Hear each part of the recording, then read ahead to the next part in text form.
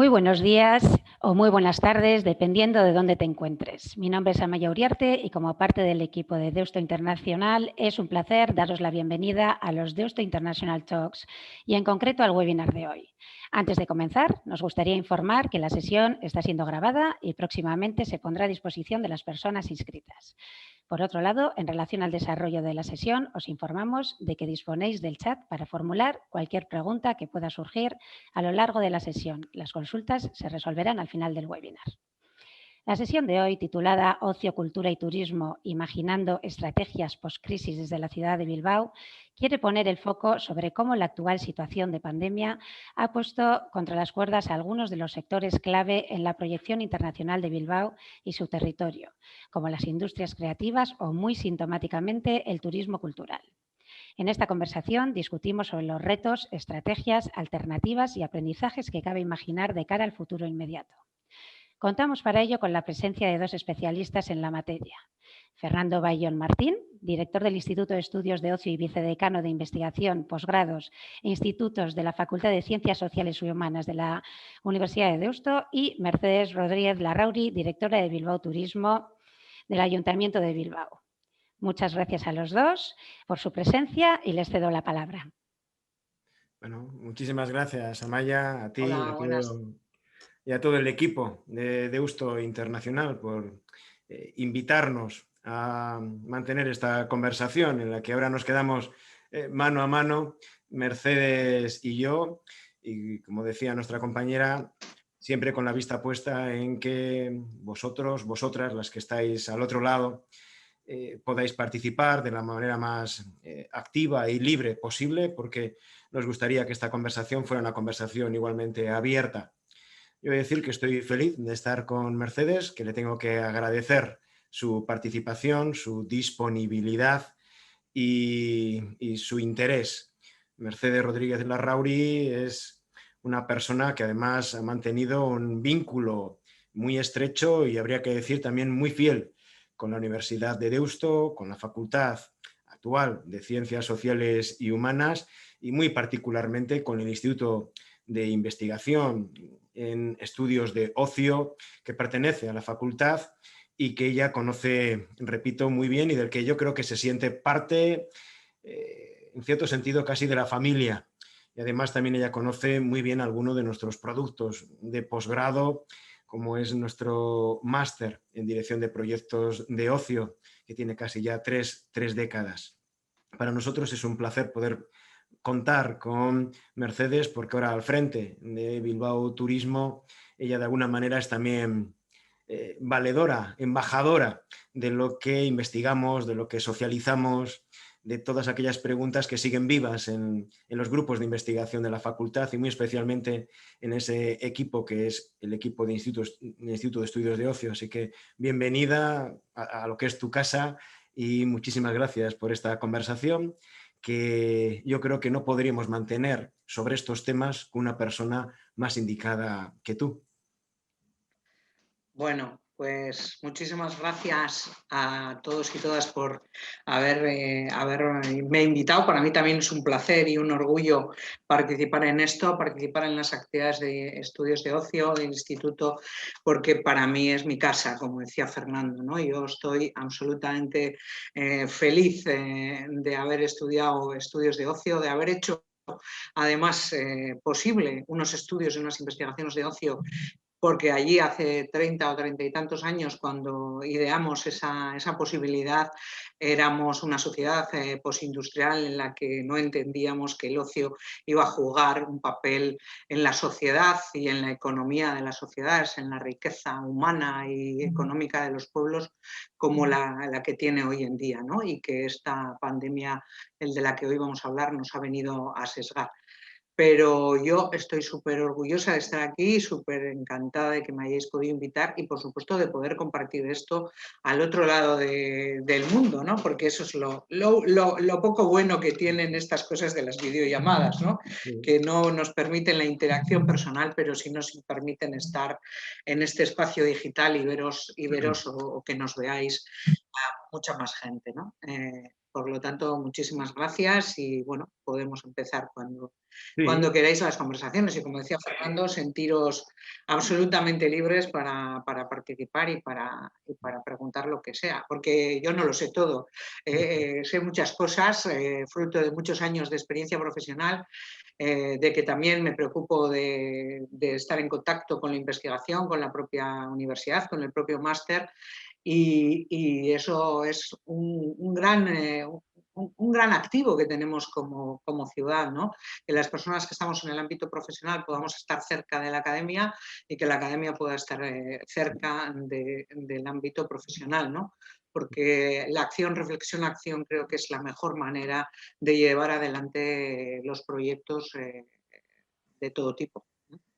sí, sí, la verdad es que uno de los grandes retos que tenemos dentro de la universidad es superar esa especie de prejuicio, de aislamiento respecto a las necesidades reales, ¿no?, de la sociedad. Y creo que el compromiso, especialmente en la formación de posgrado, tiene que ser un compromiso hacia esa que ahora denominan a veces dualidad, es decir, que son personas que tienen que actualizar una serie de competencias para los cuales la universidad sigue siendo un polo imprescindible, pero unas competencias que tienen que estar al servicio y en atención a unas necesidades reales que vienen de la sociedad y que tienen que ser escrupulosamente atendidas, escuchadas. Para eso yo creo que la bisagra de la investigación a veces es la más, digamos, es la cenicienta. Y entre el mundo profesional y el mundo de la formación, digamos, profesionalizante más avanzada, de posgrados, de másteres, etcétera, creo que la investigación es lo que redunda en beneficio de esa calidad y de ese servicio. Eh, Hablabas, Sí, realmente en esta línea el tema de la investigación, ¿no? Después de este primer shock de la pandemia, lo que estamos, todas las instituciones de la gestión turística y el mundo de la empresa, lo que estamos buscando es datos que nos ayuden, datos que nos iluminen, datos que nos den nuevas pautas de acción y que nos conecten con esos miedos, con esas motivaciones, con esas tendencias de las cosas que están pasando en el ámbito, en este caso del turismo, es en el que yo me puedo centrar, ¿no? Del turismo urbano, del turismo cultural. Y realmente más que nunca se ha notado la necesidad de disponer de conocimiento, ¿no? de disponer de conocimiento inteligente, de disponer de conocimiento de primera mano o diría yo, de las propias fuentes primarias, porque al final lo que nos va a pasar en todos los estudios de la estadística turística o de los movimientos turísticos o de las motivaciones turísticas o de las opiniones es que el año 20 nos va a producir un hueco de la serie, ¿no? Y vamos a necesitar absolutamente cualquier dato a partir de ahora, no solo compararlo con el 19, sino compararlo con el 19 y el 18, porque el 20 no nos va a decir nada, más que toda la demanda ha caído y no vamos a poder tener comparativas, ¿no? Entonces, nosotros como destino turístico, como ciudad, estamos trabajando desde hace ya 10 años en configurar un destino turístico Bilbao-Vizcaya, que incluya la ciudad y el territorio, ¿no? Esta estrategia, que se basaba un poco en algo que intentaba generar una oferta más próxima a la demanda, es decir, a quien quisiera venir a nuestra ciudad, que no quería conocer solo Bilbao desde el punto de vista administrativo, sino que quería conocer Bilbao y sus alrededores, porque te preguntaba, ¿y dónde está el puente colgante, que es patrimonio de la humanidad? Y él no tiene por qué saber que estamos en otro término municipal que no es Bilbao, ¿no? Esta estrategia de configurar un destino más de acorde con la demanda, más con los comportamientos y las necesidades del turista, se ha visto como si quiere mucho más importante ahora mismo, ¿no? Porque si algo le pasa ahora mismo al viajero es que se han incrementado sus ganas de estar al aire libre, sus ganas de estar en el espacio natural, sus ganas de estar en el mar o en la costa, en aquellos espacios más naturales y menos urbanos. Entonces, unir valores de esos espacios, de la costa, de lo natural, a la ciudad de Bilbao, a su potencial basado en la cultura, en los eventos, en el patrimonio, en las compras, en la gastronomía, si le sumamos todos esos activos, estamos consiguiendo algo mucho más rico. Y viceversa, si el destino rural de cualquier zona rural de Gorbea, Urkiola, Urdaibai, aquí en la provincia de Vizcaya, en el territorio de Vizcaya, lo que le suma a la ciudad es esa componente internacional. Ellos han necesitado mucho de nosotros, de la ciudad, hasta ahora, y nosotros ahora necesitamos mucho más de ellos porque tenemos que sumar esos valores que busca el nuevo consumidor a la ciudad y recomponer un poco nuestra estrategia de turismo urbano, ¿no? El turismo urbano que yo le llamo el turismo de las 4 Cs, ¿no? De la cultura, con su patrimonio, con los eventos, con el deporte, con la cultura inmaterial, con la identidad, que en este caso no dejamos de ser una ciudad vasca, ¿no? Que tiene una identidad, una lengua y una cultura propias. La C de cultura, bueno, pues está muy tocada. ¿Por qué? Porque muchas de esas cosas se hacen socializándose con otros, y la socialización está absolutamente limitada, porque muchas de esas cosas, como los eventos, los grandes festivales de música, las grandes fiestas, se hacen con muchas personas juntas y sintiendo la emoción de esa vibración de mucha gente, y eso está también muy tocado, es absolutamente imposible, no nos podemos juntar más que de 4 en 4, y por lo tanto esto nos lleva a que tenemos que recomponer el producto de ciudad, pero añadiéndole eso, un poco lo que van a buscar esos viajeros, esos nuevos viajeros. Lo que sí nos dicen los datos y las investigaciones es que las ganas de viajar no se han pasado, que la gente está esperando en sentirse, en que haya movilidad y en que esa movilidad le garantice unas mínimas garantías de seguridad para moverse, tanto en su medio de transporte como en el destino que va a usar, que la ciudad sea segura, que los alojamientos sean seguros, que las actividades, los restaurantes, las cosas que consuma en la ciudad sean seguras y que su medio de transporte sea seguro. Pero las ganas de viajar no se han visto tocadas, al revés. Va a ocurrir un poco como cuando agitamos una botella con gas, ¿no? Que el tapón se está ahí manteniendo y en el momento que explota sale todo en esto, ¿no? Eso es lo que nos están diciendo los estudios. Lo que pasa es que, bueno, hay que recomponer toda la industria turística, que es muy compleja, porque la industria turística es un conjunto de una cadena de valor de muchas cosas, de transporte, de servicios gastronómicos, de restauración, de alojamiento, de hotelería, de pequeñas guías turísticas, de pequeñas actividades, de paseos en bicicleta, en canoa, en barco, de turismo activo. Y todas esas empresas constituyen una cadena de valor complejísima en la cual las instituciones en este tiempo nos hemos volcado en que esas pequeñas empresas se mantengan, ¿no? A través de ayudas directas, a través del estímulo de la demanda, con los bonos para estimular la demanda interior, con las plataformas de comercialización que de alguna manera muevan y movilicen el mercado cercano, que era el único que se podía. Pero a partir de ahora lo que tenemos que hacer es ir pensando en qué va a pedir ese consumidor, en cómo digitalizar la oferta, en cómo mejorarla y en cómo unirla a los nuevos viajeros que en algunas ocasiones van a pedir cosas diferentes. Van a ser las mismas personas, pero con preocupaciones diferentes, ¿no? Yo creo que has tocado, bueno, que has abierto toda una gama extraordinaria de temas con foco en Bilbao, pero yo creo que si hay algún profesional o personas del sector de la cultura de cualquier parte del mundo se va a sentir tremendamente identificado o identificada con lo que tú estabas diciendo. En parte, claro, especialmente cuando hablabas antes del tema del ocio y incluso depende de cuál sea la geografía del mundo en que nos oigan o desde las que nos oigan, el ocio todavía tiene una connotación como peyorativa. Y ha costado mucho esfuerzo como reivindicar el papel tractor del ocio, darle esa legitimidad, no solamente dentro de los estudios académicos, sino dar una imagen legítima de la fuerza tractora que tiene el ocio, y no solamente en términos de arrastre económico, sino también en términos de construcción del vínculo social, de la identidad territorial, etcétera, etcétera.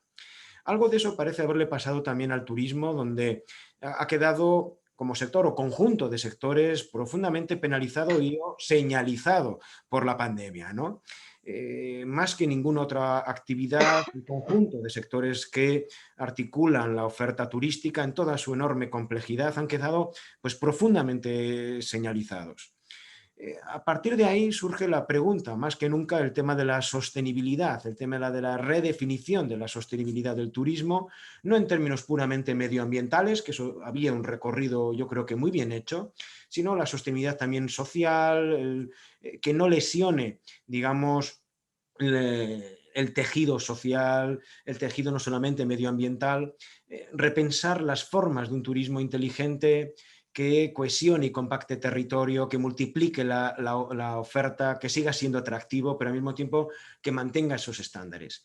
Y desde ese punto de vista, claro, la idea es que, aunque parezca que ha cesado la actividad, tú antes en una conversación previa me decías, es que esto ha decaído más del 90%, es decir, si somos punteros en toda la cornisa cantábrica desde Burdeos a Galicia, y me decías que siendo la ciudad más internacionalizada desde el punto de vista turístico Bilbao, sin embargo, este último año ha decaído en un cerca del 90, 95, incluso un 99%.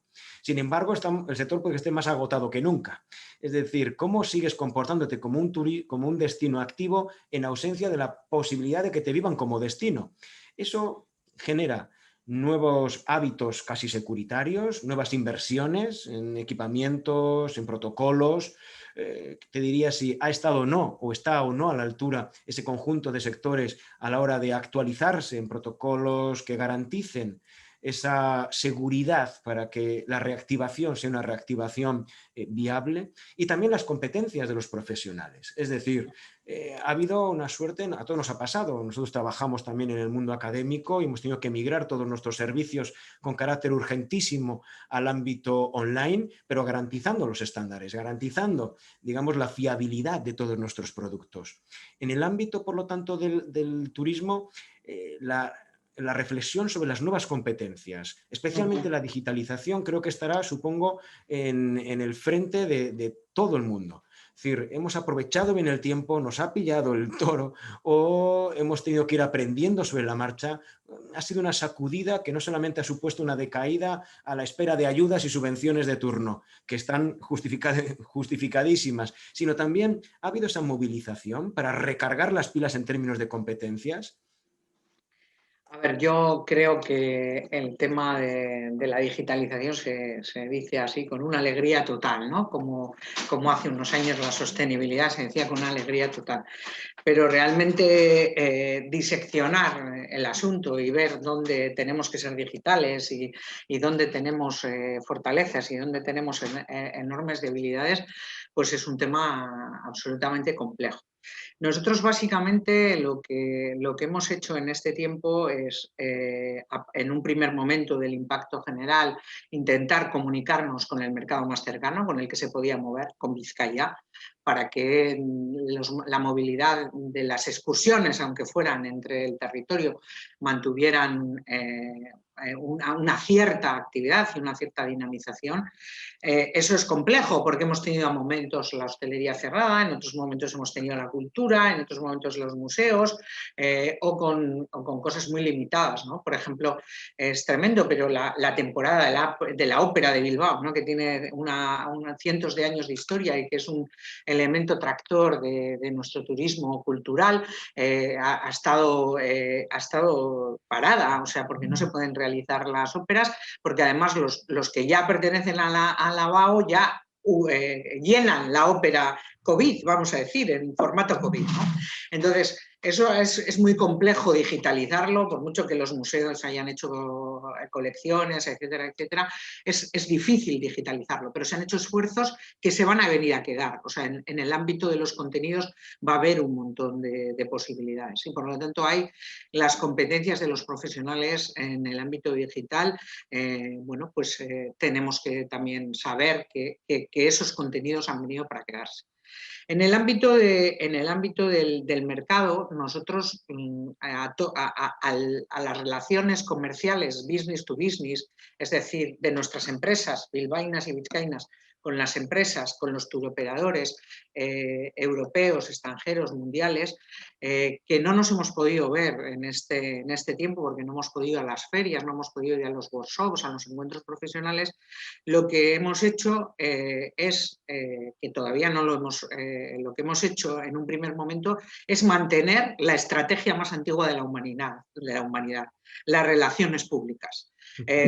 Hablar con ellos, saber cómo están, qué necesidades tienen, saber si estaban al otro lado del teléfono, porque en muchas ocasiones estaban en ERTE y no estaban al otro lado del teléfono.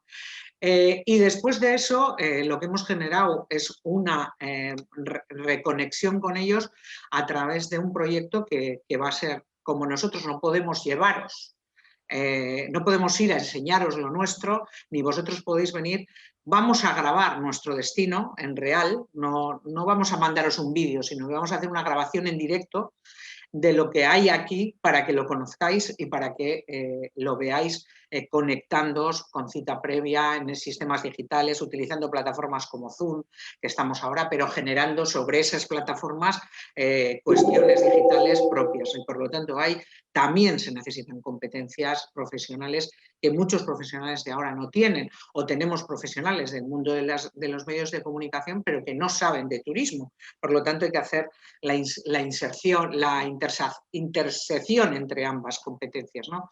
Entre lo audiovisual, lo digital y la gente que sabe del sector, ¿no? Y en el ámbito más del marketing digital, el marketing que antes hacíamos offline, en ferias de consumidor final, etcétera, pues todavía está muy verde cómo solucionamos ese tema. Porque si yo quedo contigo para esta charla y con los que están al otro lado en la pantalla, tenemos una cita programada por Marta y Amaya estupendamente, ha habido una conexión previa y nosotros nos citamos a una hora y aquí aparecemos, en digital, pero aparecemos.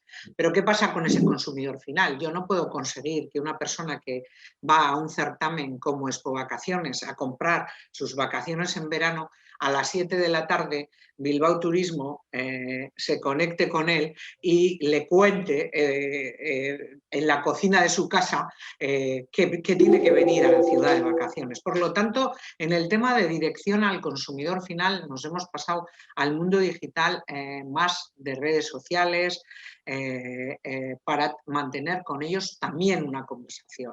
Para estar, como digo yo, con un ejemplo gráfico, para estar en la balda del supermercado. Es decir, ahora tú no puedes comprar lo que está en la balda del supermercado porque no puedes viajar al Bilbao Vizcaya, pero tienes que estar a la altura de los ojos, no metido en el cajón de debajo, porque si no estás a la altura de los ojos, en el momento que puedas volver a comprar, te has olvidado de dónde estaba colocado. Por lo tanto, tenemos que estar en el dial que está a la altura de los ojos y nada más entrar cuando cogemos el carro, que es ahí justo donde se fija todo el mundo que está la compra. Y eso lo hemos conseguido pasándonos al mundo digital. Pero nos falta muchísimo de contenidos digitales.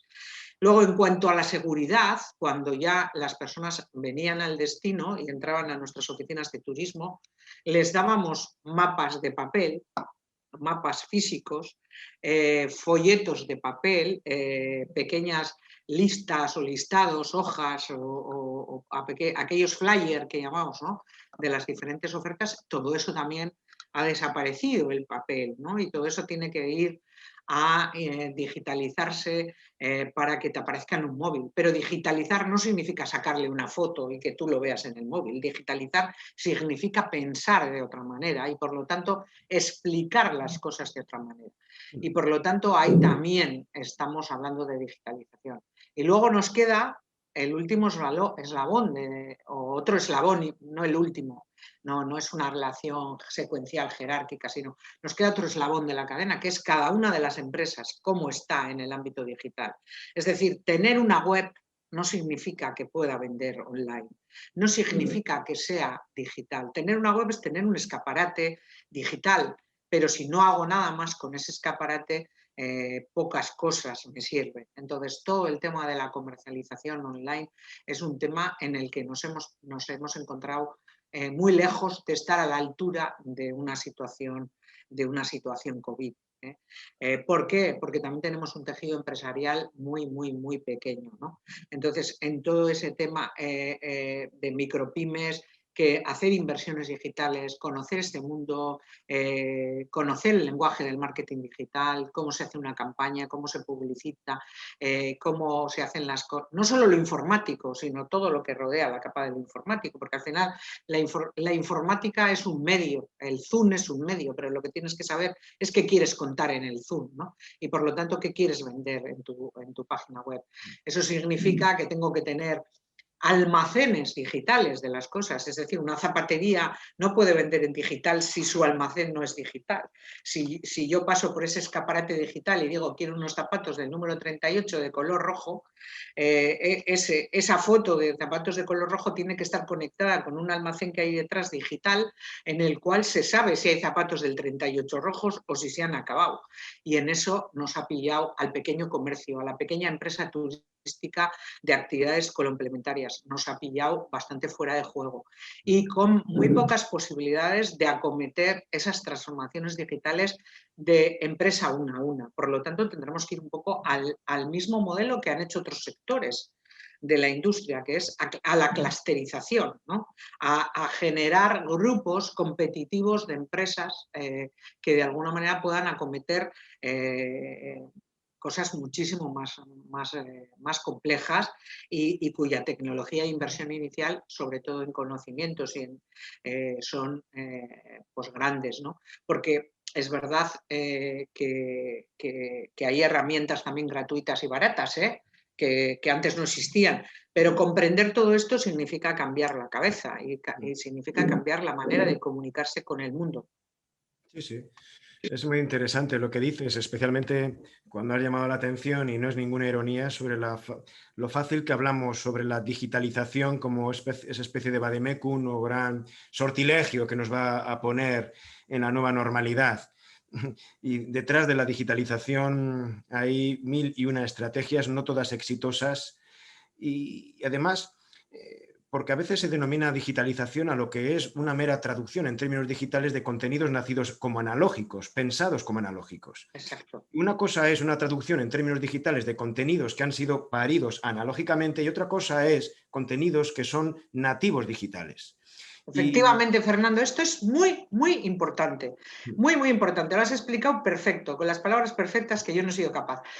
Cosas paridas en analógico, por sacarlas en Zoom, no son digitales. Eso es. Y hemos vivido bajo una aparente, y ahora, perdona que no estás escuchando a nadie, una farsa de digitalización que no ha sido tal, porque lo que ha sido es, a veces por el atropello del tiempo, por las necesidades o por las incompetencias razonablemente justificadas, por las razones que sean.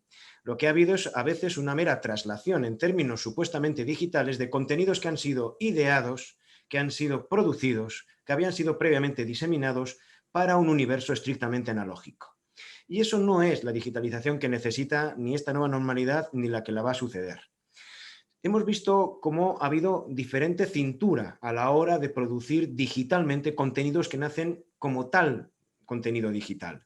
Y muchas veces las grandes instituciones, los grandes transatlánticos culturales han tenido la cintura mucho más rígida que otras pequeñas industrias culturales y creativas que han producido contenido estrictamente digital para una realidad que la estaba demandando en esos términos. Porque si no se produce un efecto embudo.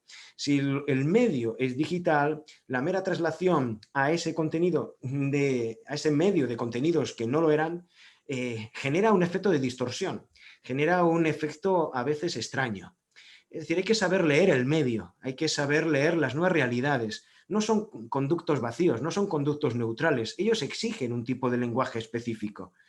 En las industrias culturales y creativas, me da igual que sea una pequeña productora de teatro o una pequeña compañía de danza llevada por 2 chicas, o a veces han tenido la cintura, han tenido la estrategia, han tenido esa capacidad de vibrar con el tiempo y de saber leer de forma muy económica y también más arriesgada cuáles eran las necesidades de estar a la altura del desarrollo de esos nuevos públicos. Porque desarrollar públicos no es sencillamente acumular más público nuevo, sino acompañar los hábitos del público que ya existía a la medida en que esos hábitos se transforman.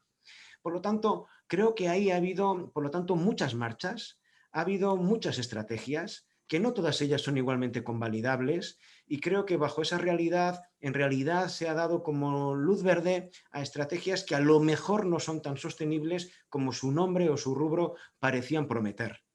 Por lo tanto, ahí también yo creo algo que se va a desenmascarar con el tiempo y que dará poso de aquello que no ha sido un mero salvavidas marketingiano, por así decir, para que tu marca sobreviva en un determinado momento, que ha sido como enlatar contenidos ya antiguos que te den proyección y que te mantengan candente tu marca en una época. Y a veces incluso, pues me da igual, ¿no? Para no nombrar a nadie de nuestro territorio, da igual, el Metropolitan Opera House, pues que podía tener enlatadas todas sus óperas de la última década. Eso es fácil, abrir un streaming gratuito para mantener una estrategia de marketing, de manera que cuando llegue la nueva normalidad, esas personas se han fidelizado y tú ya le puedes cobrar por algo que durante la epidemia no cobrabas, pero que ahora realmente les has atraído, les has fidelizado, etcétera, ¿no? O, por ejemplo, lo que ha supuesto la multiplicación de las fidelizaciones a plataformas de contenidos televisivos online, o sobre todo de Netflix, HBO, a Amazon Prime, etcétera, etcétera. Me interesa mucho todo este tema, y también me interesa algo en lo que tú eres muy experta y que creo que es muy importante, que es el turismo ha sido siempre un poco la cabecera del posicionamiento internacional de un territorio. El turismo no gestiona únicamente tangibles, sino también ese intangible, ese carácter simbólico, que a veces se denomina de forma un poco más marketingera marca, otras veces identidad, pero sin duda es una forma de establecer relaciones internacionales, de crear posicionamiento del territorio, de movilizar en una especie de, antes se hablaba de democracia, de diplomacia blanda, etcétera. Es decir, en un mercado crecientemente competitivo. Como tú decías, seguramente el mercado se ha ido moviendo y ahora, cuando amanezcamos, seguramente esos lineales han visto cómo han ido reorganizando sus productos. A lo mejor algunos se lleva una sorpresa. A lo mejor incluso han cambiado la entrada del supermercado y han abierto otras entradas y no sabíamos. Pero también, desde cierto punto de vista, lo que me interesa es que Bilbao, creo yo, que ha mantenido siempre una política un tanto híbrida de sumarse al carro de los grandes eventos, de eso que a veces, y yo también muchas veces, hemos podido criticar, porque creo que la eventualización de la oferta turística a veces no es sostenible si es la única política, pero conciliando eso con una política quizá más atenta a los festivales más alternativos, a la producción creativa, digamos, más a pie de ciudadanía. Es decir, no una política de grandes eventos que extermine ese mantillo de productividad a veces alternativa, independiente, frágil o precarizada, que también tiene que tener su visibilidad. En ese equilibrio... Adelante, digo, eso es importante si tú ves que, de alguna manera, en la medida en que la socialización, la masificación, los gigantescos eventos, que son evidentemente tractores y auténticas golosinas económicas para cualquier territorio, y no solamente golosinas económicas, sino generadores de una cierta marca que puede tener o reportar grandes beneficios, si tú crees que ese modelo se va a sostener, si tú crees que ese modelo que pivota sobre los grandes eventos, sean deportivos, sean musicales, culturales, va a ser un modelo por el que Bilbao va a seguir apostando, o va a tener que congeniarlo cada vez más con modelos híbridos, a diferentes ritmos, diferentes escalas, etcétera. O quien no juegue en esa liga va a perder la liga del mercado, de los grandes supermercados del posicionamiento. A ver, y tú has tenido hoy una reunión con el tema de la UEFA, por poner un ejemplo. Sí. Es un debate difícil de responder, porque es cierto que, por un lado, que has dicho una cosa muy importante. La promoción turística muchas veces era una diplomacia de ciudad, ¿no? en muchísimas cosas. En el caso de Bilbao, yo creo que eso ha sido una cuestión también... no apostar a las grandes. Probablemente, si analizamos el presupuesto de promoción internacional de una ciudad como como Sevilla o como Barcelona, que es mucho más turística. Bueno, Barcelona no, vamos a dejar Barcelona. Vamos a poner Sevilla, ¿no? Una ciudad altamente turística. Probablemente de cada euro que se gasta la ciudad en marca Sevilla se lo gasten los de turismo, o el presupuesto se lo inviertan los de turismo, ¿no? En Bilbao hemos tenido esa diplomacia internacional muy mezclada entre turismo, transformación urbana, buenas prácticas de, yo qué sé, desde cómo recogemos la basura hasta cómo hacemos cualquier otro evento. Por lo tanto, siempre hemos tenido una mezcla mucho más equilibrada que otras ciudades, quizás porque también hemos llegado a esto del invento del turismo muchísimo más tarde, ¿no? Después de todo un proceso de regeneración muy importante de la ciudad en los ámbitos medioambientales, sociales, en las propias capacidades de las personas, etcétera, que antes muchos estudiaban forja y soldadura y luego ha habido que estudiar ocio, porque si no, ¿de qué íbamos a vivir, ¿no? Porque el ocio se ha impuesto como un sector económico. Y cuando nosotros lo dijimos estábamos locos. Hoy tenemos a 67 personas conectadas hablando de ocio, ¿no? Y nadie discute que el ocio es el negocio, como a mí me gusta decir, de la felicidad, ¿eh? El negocio de la felicidad. Y la ciudad, yo creo que haya mantenido un equilibrio muy importante. Y los datos de comunicación y que están en la posición de la mente del que nos ve, no son los datos reales. Precisamente en estos momentos estamos haciendo un estudio, confeccionando una estrategia de posicionamiento de los eventos de la ciudad de Bilbao. Es decir, que nos permita trazar un camino, por supuesto, con una cierta flexibilidad, sobre cuáles son las apuestas de ciudad que tenemos que hacer, cuáles son los eventos franquicia, vamos a llamarles, por los que podemos apostar, cuáles son los eventos propios que debemos franquiciar para que otros, para exportar incluso. Queremos hablar de la exportación de eventos, ¿por qué no? Tenemos un evento en esta ciudad que es Fair Saturday, que ha sido exportado, un evento de creación propia en el que hemos generado una exportación de eventos, ¿no? ¿Por qué no con otros? El BBK Live también es un evento que en cierta manera, no el mismo evento, pues porque el BBK Live Bilbao es el BBK Live Bilbao en un sitio estratégico de la ciudad, pero los promotores de BBK Live están haciendo otros festivales en otras ciudades desde el aprendizaje y desde del modus operandi de su experiencia en Bilbao, ¿no?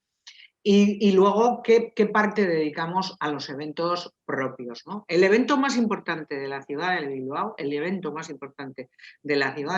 es un evento propio que es Aste Nagusia. Aste Nagusia es un evento que trae a la ciudad 1 millón de personas en 9 días, con 500 personas gratuitamente, o ha traído a la ciudad 1 millón de personas, ¿vale?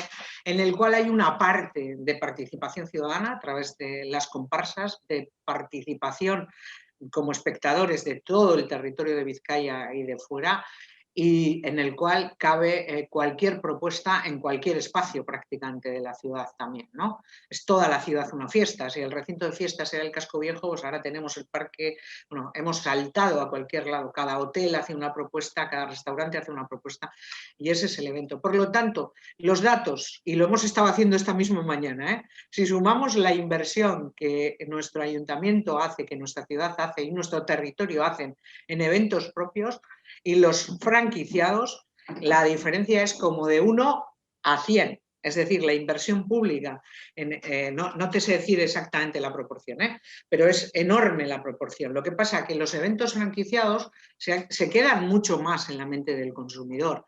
Y además es verdad que han generado una reacción social de muy poca gente, porque el 97% de los vizcaínos, incluidos los bilbaínos, consideran que tener eventos internacionales está súper guay. Es decir, que quieren que apostemos por tener eventos internacionales. Por lo tanto, quizás el debate no está basado en la investigación ni en los datos, ni en la academia, en lo que debe hacer la academia, ¿no? Tener los datos encima de la mesa. Pero no obstante, lo importante de lo que has dicho tú, Fernando, y tomo nota, es eso, es intentar mantener ese equilibrio, que lo tenemos clarísimo, por cuestiones de sostenibilidad social, y por cuestiones de sostenibilidad cultural, porque no nos podemos olvidar que nosotros tenemos una cultura propia que hay que crear, que hay que cuidar, que hay que modernizar y que hay que dar propuestas de cultura vasca al mundo, no siempre sacando al que cantó en 1940, por decir algo, sino por qué los grupos de rock vasco cantan en euskera y hacen rock, ¿vale? Que no es un producto propiamente, si dijéramos, de la cultura vasca, vamos a decir, aunque ahora es un producto de la cultura vasca. Creo que esto es una discusión en la que yo no me debo meter porque no soy experta.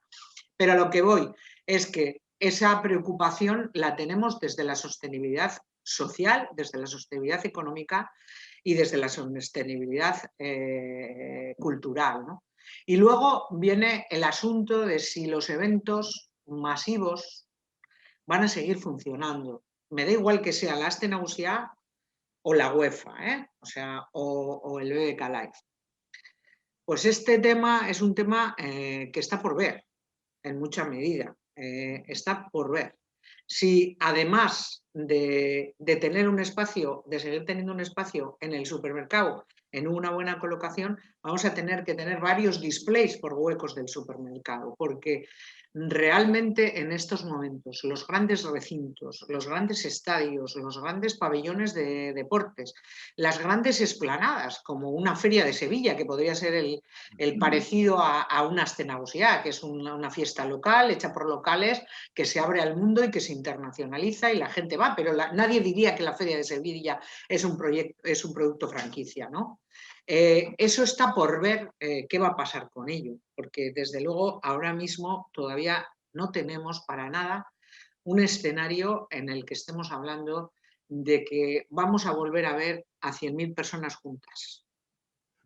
Ni San Mamés con 50.000 personas, que es otro de los grandes eventos que hemos internacionalizado. Es decir, San Mamés es un poco como la ópera de Bilbao, o sea, tenía socios y hacían ópera y consumían todo, ¿no? O como el Chacolí, que nos lo bebíamos en Vizcaya. Luego ya hemos plantado más viñas, hemos producido más y lo podemos exportar. Es el siguiente problema. Y San Mamés igual, hace un nuevo campo y hace un nuevo museo y hace una serie de restaurantes y bares y un centro de convenciones para vivir experiencia San Mamés, experiencia Atleti, pero es que ahora antes no lo podíamos internacionalizar porque la infraestructura no servía, ¿vale? Entonces, está por ver si este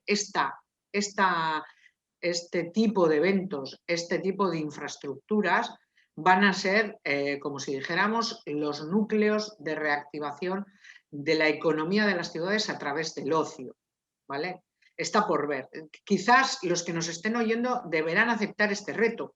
En el próximo máster del año que viene deberá haber trabajos de fin de máster en el que se reflexione sobre este reto y se investigue sobre este reto, porque realmente lo que nos dice también el tema de la pandemia o el tema de este tipo de enfermedades es que nos hemos olvidado que este es pandemia, es decir, de todo el mundo, pero es que previo a este ha habido SARS, ha habido MERS, ha habido ébola, que han afectado a mundos en los que no queremos vivir o no vivimos o no queremos acordarnos de que se vive, pero que hay otros muchos seres humanos que han sufrido esto, no a nivel de pandemia con esta gravedad, por supuestísimo, pero que ya ha ocurrido esto y por lo tanto esto es también algo recurrente. Aquí si hay algún historiador nos lo puede preguntar o incluso matizar luego, ¿no? Pero yo lo pongo encima de la mesa de vosotros los docentes del máster, o en la medida de que yo participe en el máster que suelo participar, lo pondré encima de la mesa como un reto a investigar y a reflexionar. Muchísimas gracias, Mercedes. Yo creo que has desplegado toda una variedad de temas de enorme relevancia, que además has sabido leerlos en clave local, pero con una mirada ciertamente global, es decir, con una mirada perfectamente extrapolable, con algunas diferencias a muchas realidades del mundo. Y que además esa mirada, que no es únicamente una mirada social, que tampoco es una mirada exclusivamente política, de posicionamiento táctico de un territorio, sino que es una mirada social. Hay una pregunta social y por la sociedad detrás de lo que queremos hacer, no solamente con el turismo, sino con las políticas del ocio. Yo creo que es el momento de poder abrir también la conversación a los compañeros, las compañeras que nos habéis estado siguiendo y además, por lo que veo, en un excelente número. Y para nosotros sería un placer poder trasladar a Mercedes pues, las preguntas que quisierais escribir a través de nuestro chat. Seáis alumnos, seáis profesionales del sector del turismo, del sector de la cultura, creo que compartir observaciones, datos, inquietudes, creo que enriquecen una charla como esta. Si no, por tanto, os invito a que participéis de una manera activa. Tenéis el chat abierto y tenemos también la moderación, lo que de Amaya o de Marta, que nos podrán dar traslado de estas preguntas y las pondremos encima de la mesa. Bien. Hay alguna pregunta, si queréis. Enar Pascual nos lanza esta pregunta. ¿Hay algún plan estratégico para que el turismo local sea accesible a todas las personas? Bueno, es una pregunta a la que somos muy sensibles dentro del Instituto de Estudios de Ocio, donde nuestra compañera Aurora Madariaga además lleva una cátedra de ocio e inclusión. Y el tema de la accesibilidad, que no sé si es esa la acepción de accesibilidad por la que pregunta, es algo que nos concierne de forma extraordinaria. Pero te lanzo, Mercedes, esta reflexión. ¿Hay algún plan estratégico para que el turismo local sea accesible para todas las personas? A ver, nosotros precisamente, lo que pasa que nosotros llevamos años trabajando en el tema del turismo accesible, entendiendo las capacidades, las discapacidades o las personas que tienen una discapacidad física, visual, de movilidad, intelectual. Y hemos ido trabajando en diferentes escenarios, ¿no? Primero hacer los servicios turísticos accesibles. Nosotros somos una oficina de turismo que es perfectamente accesible, trabajando de manera transversal en la elaboración de todos los materiales con posibilidades de accesibilidad. Y luego hemos hecho el año pasado, hace 3 años creamos un grupo especializado, porque entendemos que aquí tiene que haber gente especializada en el que participa personas de la universidad, del equipo de la universidad, en las que hemos hecho toda una valoración de un montón de recursos y de lugares de nuestro territorio para darles un calificativo de accesibilidad, de practicabilidad, de mejor aquí, de no sé qué, y nos falta publicar una web en la que está toda esa oferta. Por otro lado, también hemos apoyado la elaboración de un nuevo plano no sé si económicamente lo hemos apoyado, pero sí lo vamos a colgar en la web, en los materiales de FECOR, de la asociación que ha creado también un mapa. La semana pasada o la anterior sacó un mapa de todos los recursos accesibles. Pero estamos dando, quizás el que haya hecho la pregunta puede ayudarnos un poco en todo esto, ¿no? Intentando que lo que es accesible a todo el mundo, que no pueda tener una discapacidad, sea accesible a esas personas, no generando un plan específico de accesibilidad, sino intentando que el destino sea accesible. Y ahora mismo estamos en una reflexión un poco más avanzada, que no sé qué les parecerá a la audiencia o incluso a ti, Fernando, que es que queremos generar no solo un concepto de inclusión o de accesibilidad, teniendo presente al colectivo que tiene discapacidad, porque también llevamos bastante tiempo trabajando, por ejemplo, en el colectivo LGTBQ+, ¿no? Es decir, que somos un destino friendly con este colectivo. Entonces, entendemos que esos valores o estamos viendo en los nuevos estudios de tendencias del consumidor que, por ejemplo, las mujeres jóvenes de la generación nativa digital ya empiezan a manifestar claramente en encuestas de opinión que no van a ir a destinos en los que se trate mal a las mujeres, en las que las mujeres estén tratadas en mala consideración, los nuevos consumos que se van a incorporar, ¿no? Por lo tanto, llenar el destino de valores de apertura más allá de un colectivo determinado, aunque efectivamente esto no es óbice para que haya políticas ¿cómo se dicen? Positivas, ¿no? ¿Cómo se llaman las Sí. políticas cuando tienes que poner a Acciones la mujer positivas en o no sé qué discriminación. de discriminación positiva, que no me salía. Evidentemente, no nos podemos olvidar realmente de las necesidades del colectivo concreto, ¿no? Que al final, generando valores solo y aire, no se solucionan algunas cosas, ¿no? Pero es muy interesante lo que acabas de trasladarnos, porque yo creo que sí es constatable la tendencia a un tipo de turismo, es decir, de decisión sobre el destino turístico, porque el tema de la decisión del destino turístico es más compleja y seguramente más sofisticada y más expresiva de lo que la gente lo quiere pretender, como si en la edad de los algoritmos fuera eDreams el que decidiera por nosotros. Prueba suerte y te vas a San Petersburgo o a Zaragoza, dependiendo de cuál sea el vuelo más barato disponible. Eso, que parece que relativiza tu decisión, tu voluntad, tu criterio, en realidad quizá hay que ponerlo contra las cuerdas, y esas cuerdas son las de una generación que atraviesa de valores cada una de sus decisiones y que quiere construir su propia identidad personal también y especialmente cuando viaja, y que no le resulta irrelevante el destino, o que no lo deja meramente en las manos de un algoritmo de turno. Creo que esa tendencia es una tendencia perfectamente constatable y que reboza de alguna manera las decisiones turísticas de valores que son identitarios, políticos, personales, que sirven para construir una imagen y un colectivo. Yo creo que hay una dimensión política bien interesante por ahí y es una política, por lo tanto, muy inteligente. Mira, te traslado, yo creo que estamos ya casi cerrando la hora, pero Magdalena Jiménez nos retrotrae casi al punto de origen de la conversación, donde estábamos hablando de cómo seguir gestionando destinos en ausencia de la experiencia del destino. Y decía qué estrategias se plantearán para desarrollar el turismo a pesar de la pandemia.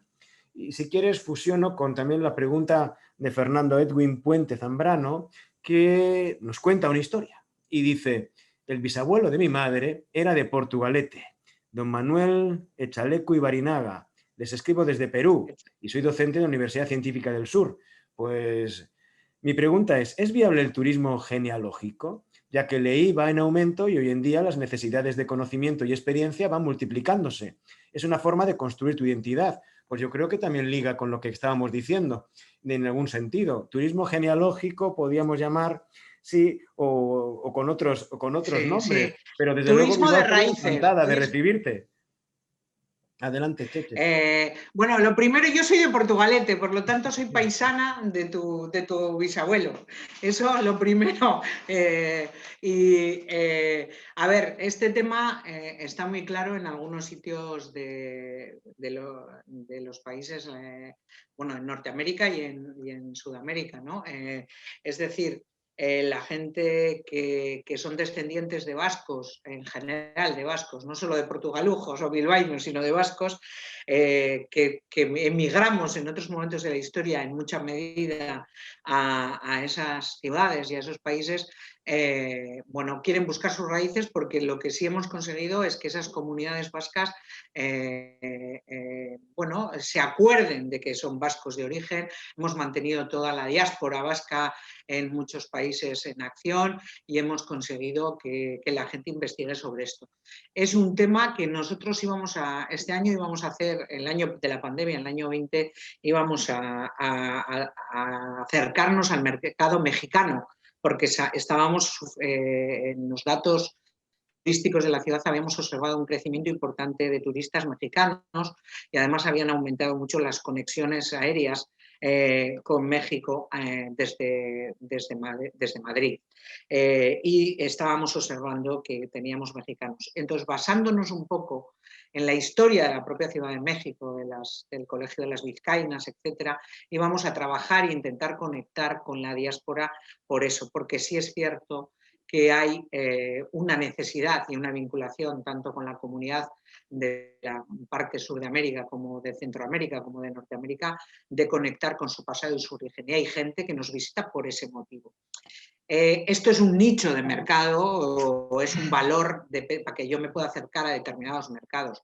El volumen, bueno, pues dependerá de muchas cosas, ¿no? De cómo también sepamos cultivar y conservar ese patrimonio histórico y cultural, ¿no? Y que alguien pueda encontrar realmente sus raíces. Pero ahí tenemos todo un conjunto de actividades internacionales como Comunidad Autónoma Vasca, que son las delegaciones territoriales del gobierno y las casas, las Euskal Etxea que tenemos por el mundo, que nos permiten hacer esa conexión, y siempre que nos acercamos a esos mercados estamos en conexión con esos embajadores que tenemos por el mundo. Por lo tanto, quien habrá hecho la pregunta, pues muchísimas gracias y te espero en Portugalete, ¿eh? Luego Y en bueno, Bilbao. os pasamos por el chat, y en Bilbao os pasamos por el chat mi correo electrónico si queréis, para que podáis contactar. Bueno, Y la otra pues pregunta no sé cuál era. no, era sobre lo hemos fundido con había el otra tema cosa. de las nuevas estrategias. ¿Hay algún tema de estrategia para la reactivación post-COVID? Bueno, la estrategia COVID creo que hemos seguido un poco todos la misma estrategia. Lo que he dicho un poco antes, mantenernos activos con los mercados internacionales, relaciones públicas, generar comunicación digital, campañas digitales y marketing digital para estar en esa balda del supermercado, así en términos muy simples, ¿eh? Y luego ir centrándonos en qué públicos y mercados tenemos. Si solo podemos movernos los vizcaínos, si podemos movernos los de la comunidad autónoma, los de la comunidad autónoma, hasta que se vaya recuperando el mercado. Y luego la estrategia más importante de impacto, que son las medidas de mantenimiento del sector empresarial, que no se cierren las empresas, porque en el momento que se reactive la demanda, pues es que vamos a necesitar empresas, o sea, vamos a necesitar empresas que estén ahí para acoger en la ciudad a los que nos visitan, ¿no? Bueno, Mercedes, pues vamos a ir despidiendo esta sesión, este evento. Han sido decenas las personas que nos han seguido al otro lado de la pantalla. Les agradecemos a cada uno de vosotros, a cada una de vosotras, vuestra iniciativa, vuestras preguntas, vuestra escucha activa. Para mí personalmente, como vicedecano de investigación y de posgrados de la Facultad de Ciencias Sociales y Humanas y también director del Instituto de Estudios de Ocio, ha sido un placer. Ha sido un placer poder contar con Mercedes. Ya veis que es una persona que vive muy profundamente su profesión, que tiene una visión tremendamente rica y enriquecedora de todo lo que hace, y si lo que hace es precisamente intentar ayudar a que Bilbao se pueda posicionar y que pueda ser experimentada en toda su riqueza y complejidad por el conjunto del mundo, pues yo creo que tiene una de las profesiones más atractivas que se puede tener. Y por nuestra parte, agradecer también al equipo que está detrás de Deusto Talk, a Marta y a Maya, y dejamos ya en su mano el cierre de esta sesión. Bueno, pues muchísimas gracias y espero veros en Bilbao, Gracias, Mercedes. Pues muchas gracias a los dos, Fernando y Mercedes, por esta interesante sesión. Ha sido un placer escucharos y sin duda nos llevamos un nuevo enfoque sobre las consecuencias del COVID y nuevas alternativas de cómo afrontar la pandemia cara al futuro. Y a todas y todos los participantes de esta sesión, pues muchas gracias por habernos acompañado hoy, y os recordamos que, como decíamos al inicio del webinar, que os compartiremos el vídeo de la sesión y también os informaremos por email de las próximas sesiones de los Deusto International Talks. Nada, hasta entonces estamos a vuestra disposición en udeglobal@deusto.es. Muchas gracias y hasta la próxima.